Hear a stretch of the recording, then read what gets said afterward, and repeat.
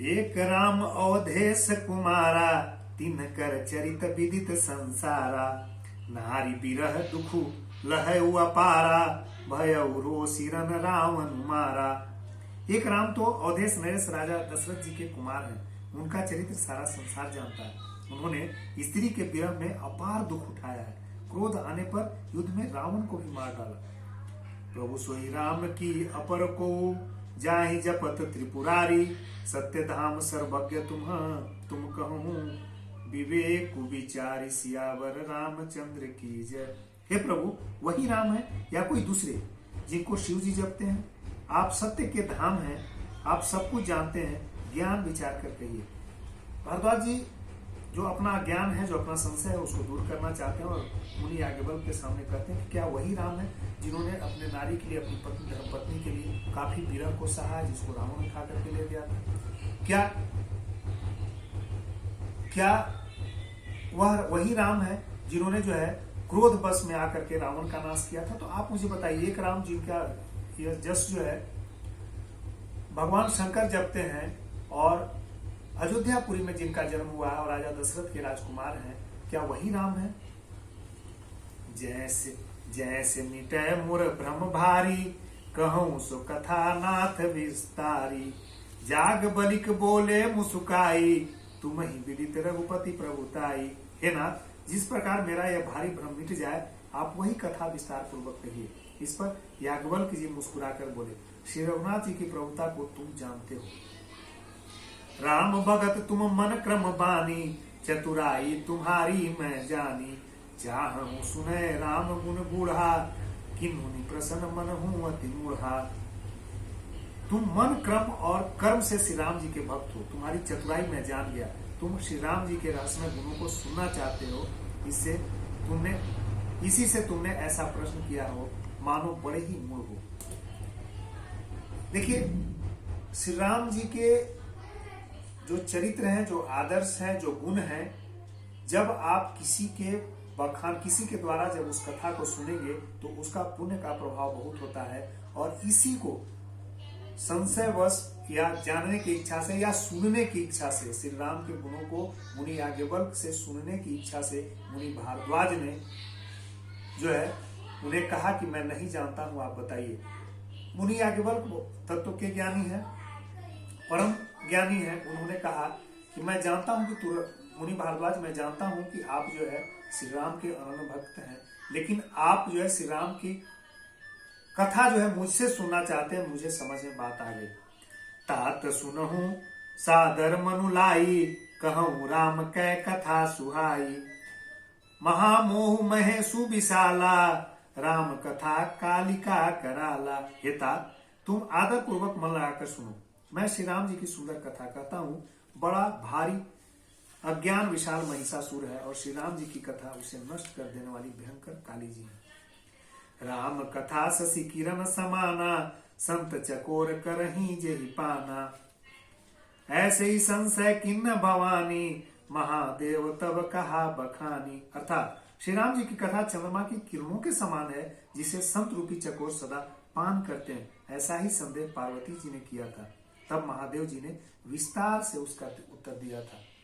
आपको पता है कि वाल्मीकि रामायण से लेकर के गोस्वामी तुलसीदास जी के रामचरितमानस में भी ऐसा कहा गया कि पहली बार जो है राम के चरित्र को, कथा को जो है मौखिक रूप से या संग्रहित करने का काम भगवान शंकर ने किया था। और जब राम के अस्तित्व और राम के गुणों पर पार्वती जी ने प्रश्न चिन्ह उठाया था, तब उन्हें सविस्तार राम की कथा सुनाई थी। कौसोमती अनुहारी, सब उमा शंभु संवाद। बहु समय जही हेतु तेहि, सुनु मुनि नीटहि विषाद। सियावर रामचंद्र की जय। अब मैं अपनी बुद्धि के अनुसार उसी उमा और शिव जी के का संवाद करता हूँ। वह जिस समय और जिस हेतु से हुआ, उसे हे मुनि तुम सुनो, तुम्हारा विषाद मिट जाएगा। उसी कथा को जो भगवान शंकर ने पार्वती को सुनाया था, उसी कथा को याज्ञवल्क्य जी जो है मुनि भारद्वाज को सुना रहे हैं। एक बार त्रेता युग माही, शंभु गए कुंभज ऋषि पाही। संग सती जग जननी भवानी, पूजय ऋषि अखिलेश्वर जानी।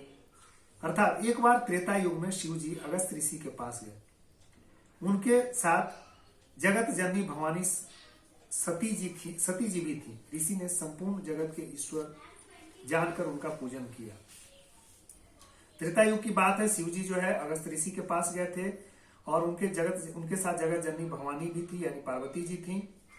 और ऋषि ने संपूर्ण जगत के ईश्वर जानकर भगवान शंकर का पूजा अर्चना किया। राम कथा मुनि बर्ज बखानी, सुनी महेश परम सुकुमानी। ऋषि पूछी हरि भक्ति सुहाई, कही शंभु अधिकारी पाई।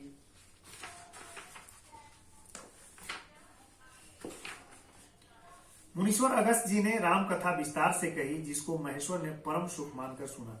फिर ऋषि ने शिव जी से सुंदर हरिभक्ति पूछी और शिव जी ने उनको अधिकारी पाकर यानी रहस्य सहित भक्ति का निरूपण किया। कहत सुनत रघुपति गुण गाथा, कछु दिन तहां रहे गिरिनाथा। मुनिसन विदा मागी त्रिपुरारी, चले भवन संग दक्ष कुमारी।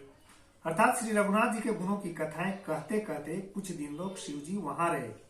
फिर मुनि से विदा मांगकर शिव जी दक्ष कुमारी सती के साथ अपने घर कैलाश पर्वत को चले गए। तेई अवसर भजन महिमा भारा, हरि रघुवंश लिन्न अवतारा। पिता बचन तजी राज उदासी, दंडक बन विचरत अविनाशी। उन्हीं दिनों पृथ्वी का भार उतारने के लिए श्री हरि ने रघुवंश में अवतार लिया। वे अविनाशी भगवान उस समय पिता के वचन से राज्य का त्याग करके तपस्वी या साधु वेश में दंडक वन में विचर कर रहे थे। हृदय विचारत जात हर, केही विधि दर्शन होई। गुप्त रूप अवतेरे प्रभु, गए जानू सब कोई। सियावर रामचंद्र की जय। शिव जी हृदय में विचारते जा रहे थे कि भगवान के दर्शन मुझे किस प्रकार हो। प्रभु ने गुप्त रूप से अवतार लिया और मेरे जाने से सब लोग जान जाएंगे। शंकर उर अति क्षोभु रमा, सती न जानी मुर्मु सोई। तुलसी दर्शन लोभ मन रमा, डरु लोचन लालची। श्री शंकर जी के हृदय में इस बात को लेकर बड़ी खलबली उत्पन्न हो गई, परंतु सती जी इस भेद को नहीं जानती थी। तुलसीदास जी कहते हैं कि शिव जी के मन में भेद खुलने का डर था, परंतु दर्शन के लोभ से उनके नेत्र ललचा रहे थे। उन्हें ऐसा लग रहा था कि श्री राम के दर्शन के लिए मैं जाऊंगा तो ये जो अवतारी पुरुष है, इस अवतारी पुरुष का भेद खुल जाएगा, क्योंकि यह अवतार देव का मानव के रूप में हुआ है। रावण मरण मनुज कर जाचा, प्रभु विधि बचनु किन्न चह साचा। जो नहीं जाऊं रही पछितावा, करत विचारु न बनत बनावा। रावण ने ब्रह्मा जी से अपनी मृत्यु मनुष्य के हाथ से मांगी है। ब्रह्मा जी के वचनों को प्रभु सत्य करना चाहते हैं। मैं जो पास नहीं जाता हूं तो बड़ा पछतावा रह जाएगा। इस प्रकार शिव जी विचार करते हैं, परंतु कोई भी युक्ति ठीक नहीं बैठती है।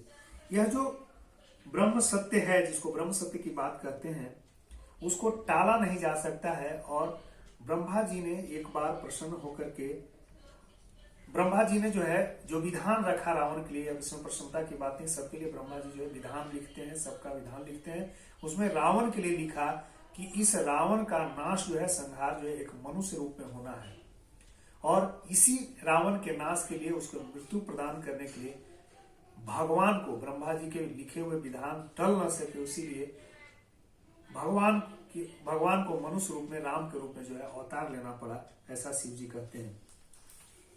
यही विधि भय सोच बस ईसा, ते समझाई 10 सीसा।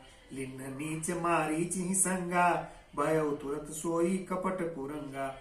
इस प्रकार महादेव जी चिंता के वश में हो गए और उसी समय नीच रावण ने जाकर मारीच के साथ लिया और वह मारीच तुरंत कपट मृग बन जाता है। करी छलु मूढ़ हरि बै देहि, प्रभु प्रभाव तस विदित न तोहि। मृग बदि बंधु सहित हरियाए, आश्रम देखी नयन जल छाए। अर्थात मूर्ख रावण ने छल करके सीता जी को हर लिया। उसे श्री रामचंद्र जी के वास्तविक प्रभाव का कुछ भी पता न था। मृग को मारकर भाई लक्ष्मण सहित श्री हरि आश्रम में आए और उसे खाली देखकर, यानी आश्रम को खाली देखकर, वहां सीता जी नहीं थी क्योंकि रावण ने हरण कर लिया था, उनके नेत्रों में आंसू भर आए। विरह विकल न